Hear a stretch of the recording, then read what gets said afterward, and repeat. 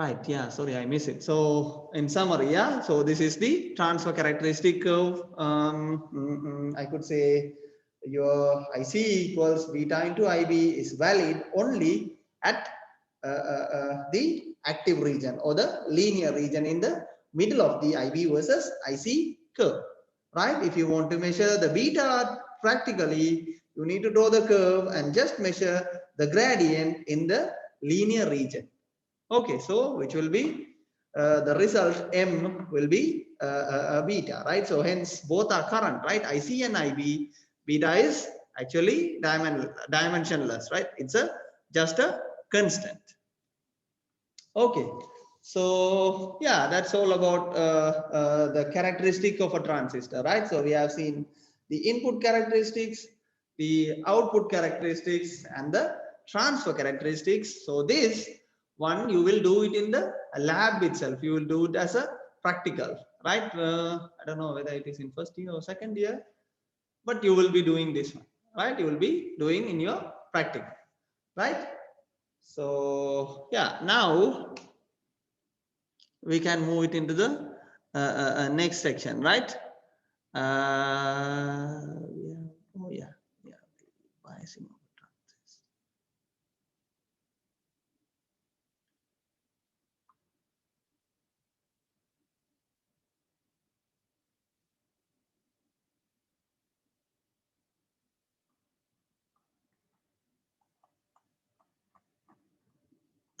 Okay, right. So we seen about a transistor.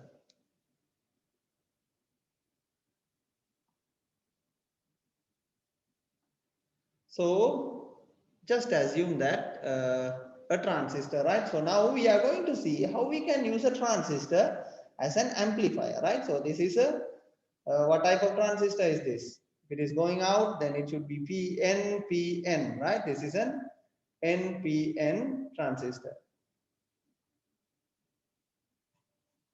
Right, as I said earlier, there are going to be two PN junction diodes. One diode and then the other one is between base collector, right? So this will be your, I would say, right, this will be my base, this will be my collector, this will be my emitter. Am I right? Emitter. So I'm going to apply a potential between this one and then potential between this one, right? So you can only use a transistor as an amplifier, right? Only when it is in the active region, right? You of course you can effectively use a transistor as an amplifier when your transistor is in the active region, right? If you want to make your transistor in the active region, as we seen earlier, the base emitter diode must be in forward bias.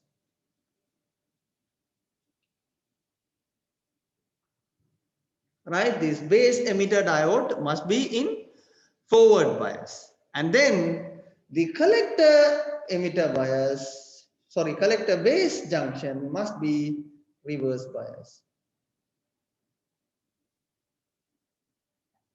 Right, so the transistor can be used as an amplifier only when this diode is forward bias and this is reverse bias.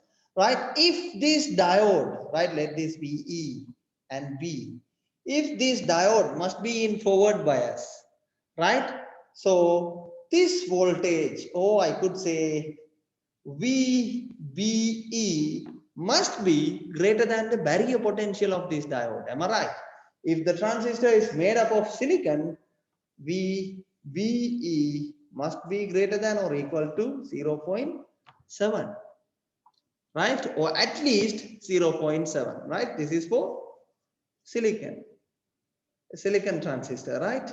For germanium transistor, similarly, VBE must be greater than or equal to 0.3 for GE transistors, so germanium transistors, right?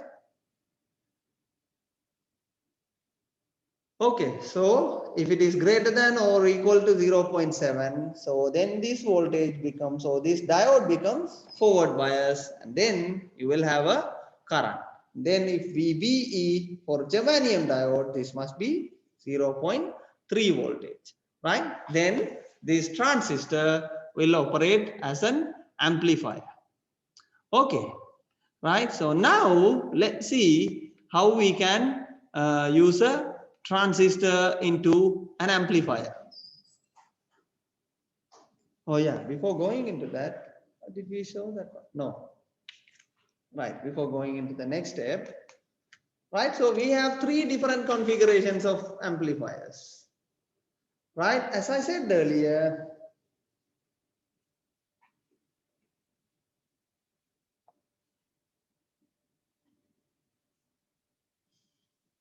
this is my input, this is my output, right? This is my emitter terminal, right? Look at here, for the input and output loop, your emitter is common, am I right?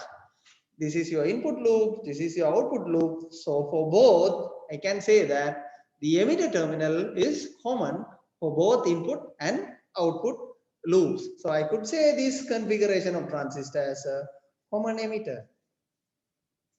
Common emitter. Common emitter transistor configuration, right? So amplifier with a common emitter configuration is called as a common emitter amplifier, right? Similarly, if I have the other way around, right? Let me draw it upside down.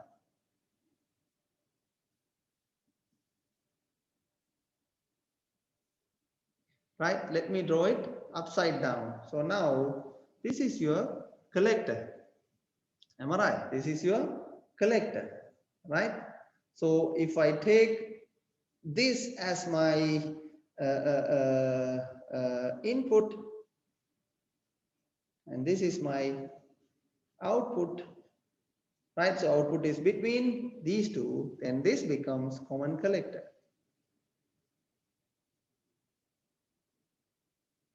Right? If I have my transistor something like this,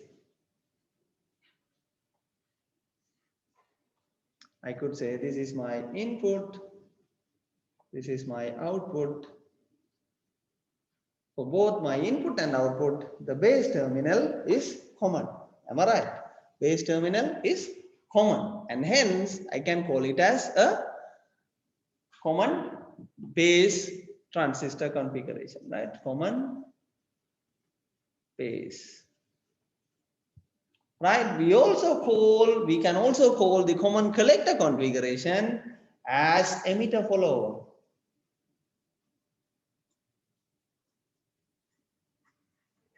Right? Emitter follower. So common emitter, common collector, or emitter follower, or common base.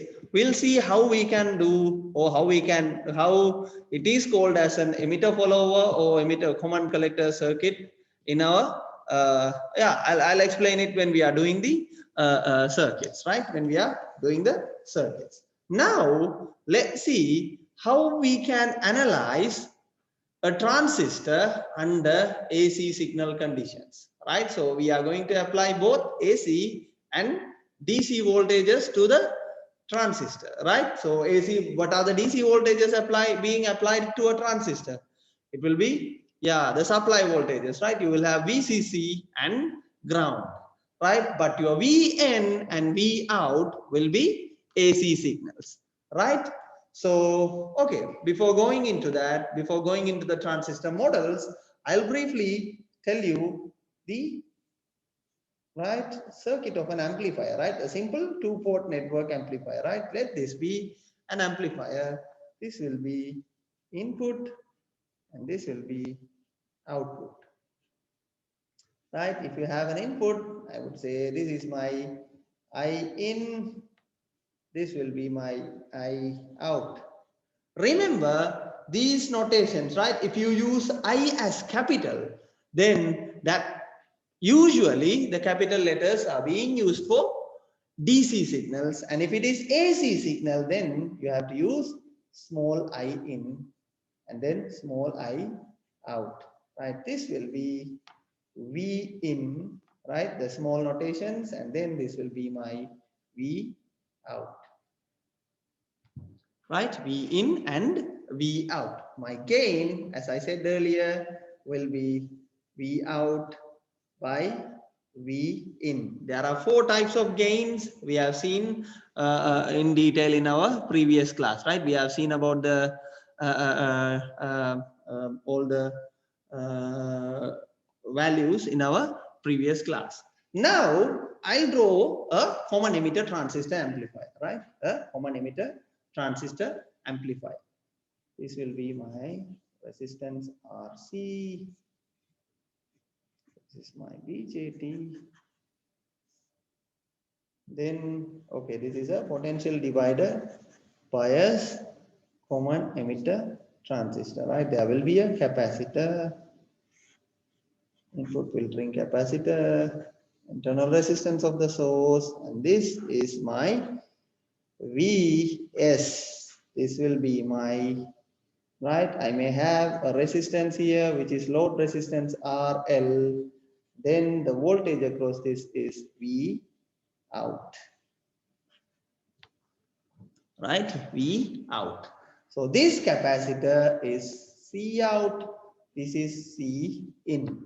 As I said earlier, VCC is DC voltage. Am I right? VCC is DC. So that's why we use capital block, capital letters. And for V in and Vs are AC signals. So we are using small letters, right? VC and V out are AC signals. So we are using small letters, right? VCC, again, I need to ground it, right? We need a reference point. So let this be R1, R2, RE, and then I need a bypassing capacitor, which is CE, right? I need a bypassing capacitor, CE, right? So the reason or the purpose for these two resistance, R1 and R2, is to maintain this voltage at the threshold condition, right? If the transistor must be, if the transistor needs to be an amplifier, then this must be, right, VE must be greater than or equal to 0.7 for a silicon diode, right? For example, if I have 0 voltage here and then 1 voltage at this point, so basically if you want to make the transistor as an amplifier, the voltage at this point must be at least 1.7 voltage. Am I right? Must be at least 1.7 voltage, right? This I took it as an example, right? If this is 1 voltage, then this must be 1.7 voltage. And we know what VCC is, right? It could be either 10 voltage or 12 voltage, right? So R1 and R2 has to be selected in a way that the potential at this point or potential at B becomes the 1.7, right? So we need to choose R1 and R2 accordingly, right? If it is 10 voltages and this 1.7, this is just a potential divider. Am I right? Potential divider. So this will be equal to R2 by R1 plus R2 into VCC, right? You can equate it and you can easily get the ratio between R1 and R2. And by assuming 1 volt, one resistance, you can choose the other one, right? So this will be the simple potential divider bias common emitter transistor amplifier, right? So this will be my I in, am I right? So this is here.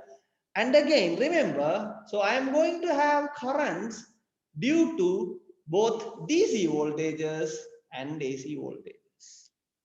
Am I right?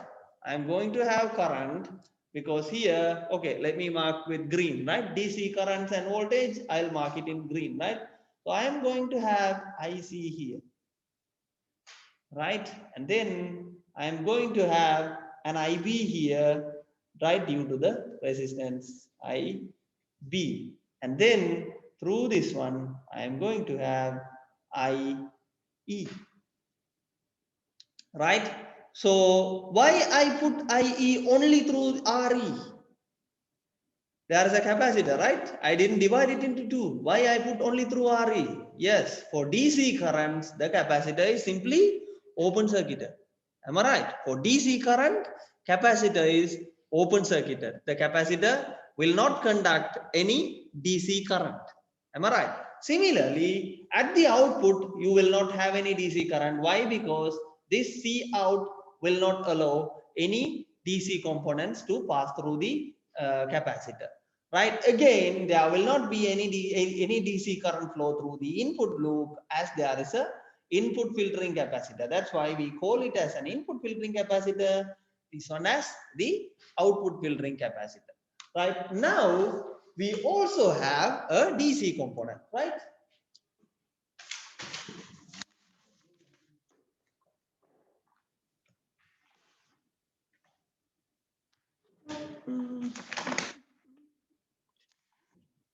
Right. Now, I'm going to have an AC component as well. AC, I will be having through this loop. And then again through this capacitor and then this resistor. Clear? So, as I said earlier, in a transistor, you have both AC and DC currents, right? And then whenever you have an AC signal here, yeah, that will be passed through the capacitor. Why?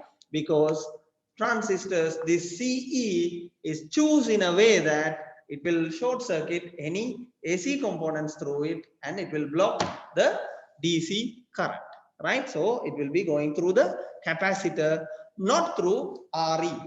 Right, if we have any AC current through RE, right, then the voltage at this point is also going to vary. Right, if it is a small value, right, for example, just take 1 millivolt AC signal, then this voltage is going to oscillate, and hence the voltage at this point must also be oscillating. Right, it will not it is not good for an effective amplifier, right? So that's why we have the bypassing capacitor to keep the emitter voltage constant and then emitter base voltage into into a constant value, so that you can have a stable amplifier, right? So just understand, in a single amplifier you have both AC and DC currents. Right, now let's see how we can analyze the transistor into both AC and DC. Right, first we'll see how we can analyze a transistor for AC signal. Right, analyzing a transistor for AC signal. Right, analyzing a transistor for AC signals. Right, so here what we are going to do is we are going to replace the transistor into an equivalent circuit. Right, we have a transistor which we don't know what is inside it. Right, we are going to replace the transistor into an equivalent circuit. Right, so now I'll draw the equivalent circuit of a transistor. Right,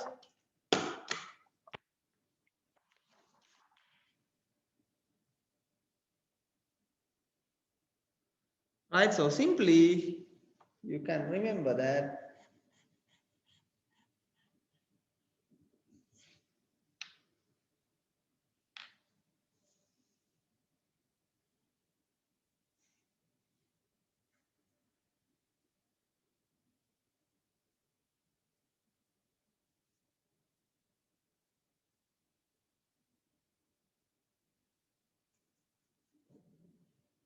right? So here we are going to have 4 different parameters, right? Let this be HIE, right? So just first I'll write down the notations and then I will mark down it, right? Then this one is HRE into V out, right? If the current through the loop is IB, right? Let this be IB. And then I have current which is HFE into IP. And this resistance is 1 over HOE, right? The output admittance. We call it as input impedance, the reverse voltage gain, right? This is current gain, and this one is output admittance or output impedance, right? Out 1 over HOE is output impedance and HOE is output impedance. Now Right. Come at this point. As I said earlier, I have talked about the gradient at this point. Am I right? Right. This gradient will give you a resistance, right? This will be V and I, and that is denoted by this one, right? This one given by HOE. Similarly, if you draw the resistance at this point, and then that is given by the HIE, right? And then we see in the transfer characteristic curve, right? So this is beta OHFE, right? This gradient comes from, oh, sorry, right? This one, right? So what we have done is we replace a transistor. So this will be my base terminal. This will be my emitter. This is my collector terminal, right? So what I have done is I replaced the transistor with an equivalent circuit, right? So this is equivalent to a simple transistor in your circuit, right? If you have a base, emitter, collector, transistor, you can replace that with this one, right? This is called as your hybrid model of the transistor, right? You can name this one as hybrid model of the transistor, right? I will upload the lecture notes for your readings, right? How these things comes from, but it is not necessary, as you should be able to solve any transistor based circuits using this model. Right now, look at this common emitter transistor amplifier. Right now, look at this one, and it's a bit messy, right? So I'll draw it again.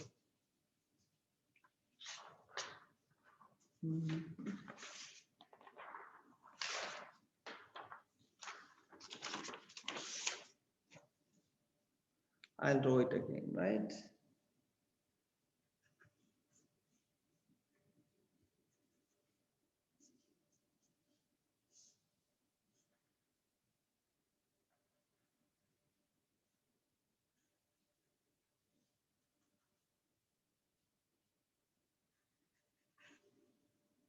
Sorry, there should be capacitors in the middle, right?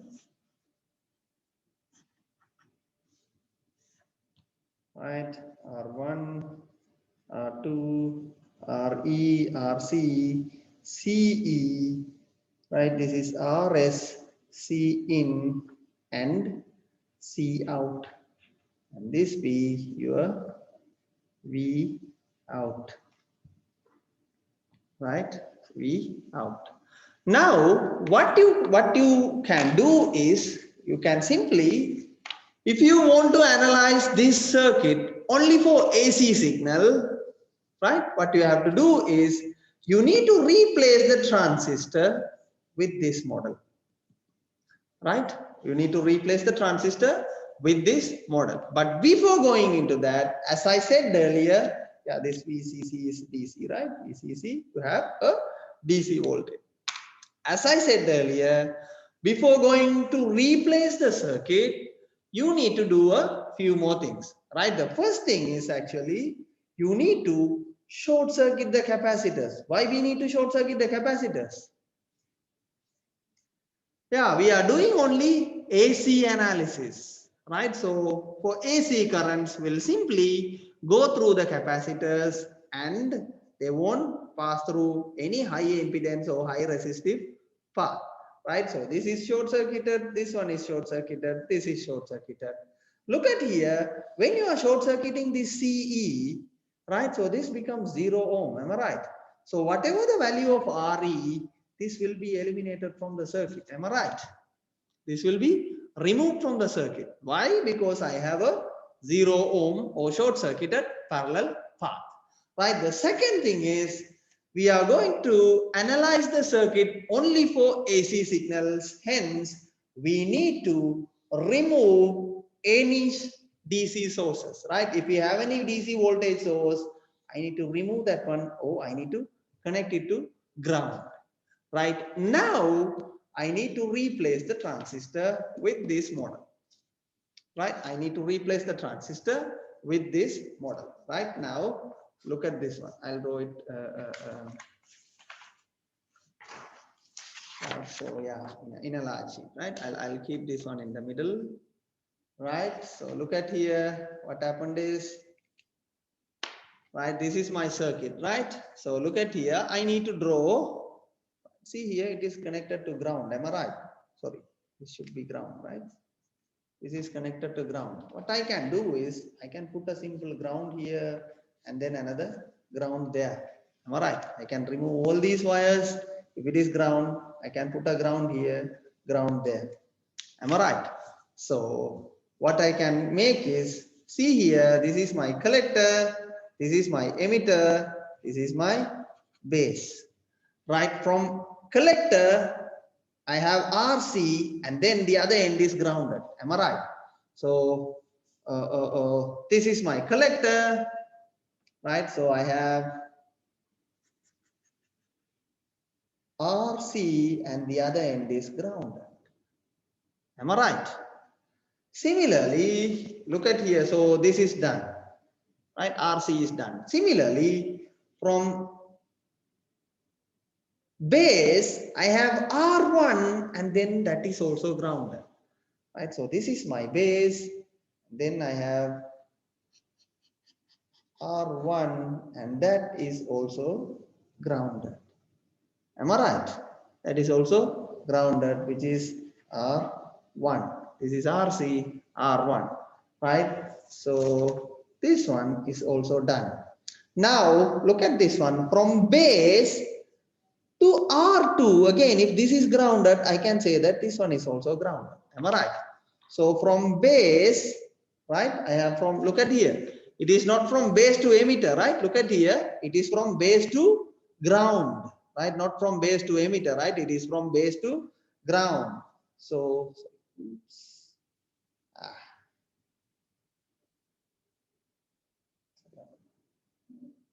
right, so I can take a bit longer and then R2. Am I right? This is ground. Right? R2 is also done. Again, look at here. RS and V is connected between the midpoint of R1 and R2 and ground. Am I right? So this is the midpoint at R1 and R2. I have RS and then VS and then that is also connected to ground. Am I right? So again, this one is also done. Only I have this one, right? So look at here. This is short circuited, right? So this is just short circuited. So the emitter terminal is directly connected to ground. Am I right? So this whole line is my emitter and that is connected to ground.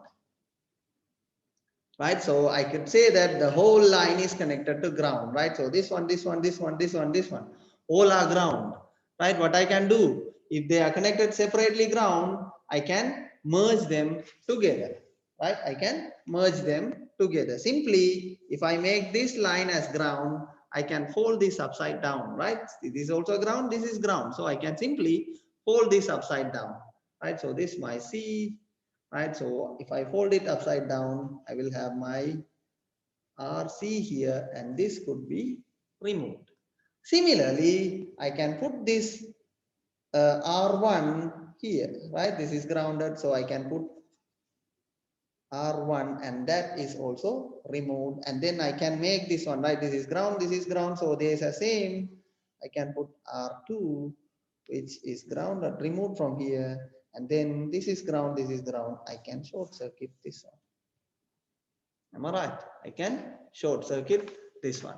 So now I have a simple circuit which I can draw this one here. So here I have my RS, VS, right? The whole, because the emitter terminal is grounded. So emitter and ground both are same lines, right? This one, and then at middle, I can make it as a single resistance, right? Which is R1 parallel R2. Am I right? These two resistors are connected in parallel, right? So R1 parallel R2, and then I have my HIE, which is this one, and then I have plus minus HRE into V out.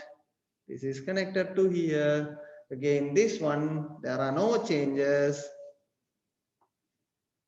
HFE into IB, where IB is this one. Remember, right? IB is the current entering to the resistance HIE, right? Not the current somewhere here or there, right? Since we have a parallel path, we may have some other currents as well, right? IB is the current entering to the resistance HIE, right? And then I have my, 1 over HOE, which is marked here. And then RC, which is there, right? So my RC, right? Similarly, look into the circuit. So where we are measuring my output from ground to collector. Am I right? So this is my ground and this is my collector.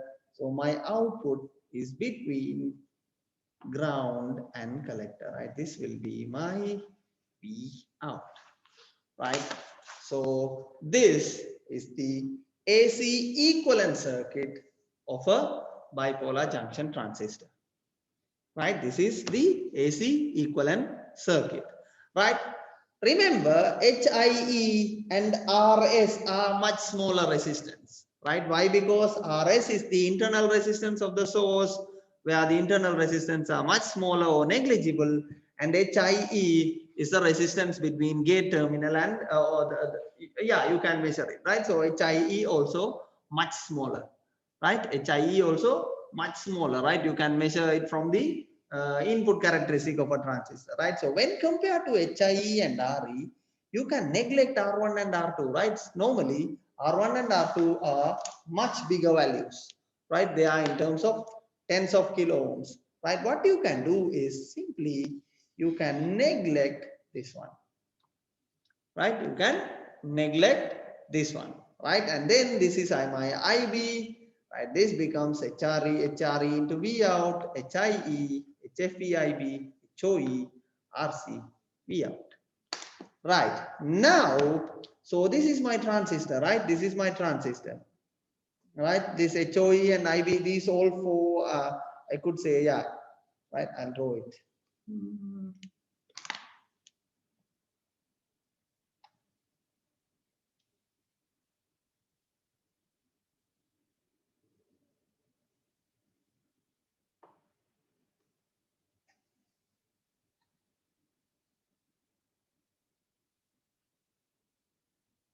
Right, the green box is actually inside the transistor.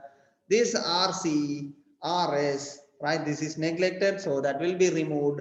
So based on the circuit, only RS, VS and RC are the components which we consider outside from the outside of the transistor, right? So I can mark this current, right, the current entering to the transistor as I out. Right, I out.